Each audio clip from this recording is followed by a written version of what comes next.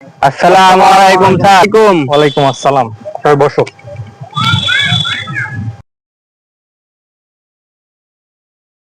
বাবা তোমরা বেতন নিয়ে আসছো? আসাদ তোমার বেতন কই? লেনছি স্যার, আজকে দেব।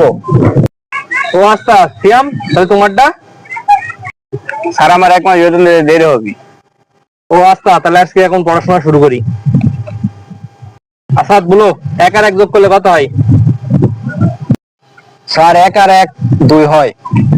হ্যাঁ সঠিক উত্তর। সিয়াম তুমি বলো, 169 আর 269 কত হয়? 169 আর 269। পড়াশোনা পারিসনি, বেতনও আনিসনি।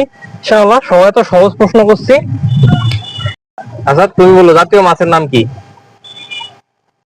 স্যার ইলিশ মাছ। সঠিক উত্তর। সিয়াম তুমি বলো, বঙ্গোপসাগরে কয় কেজি পানি আছে? হ্যাঁ, এটা কোনো প্রশ্ন হলো স্যার?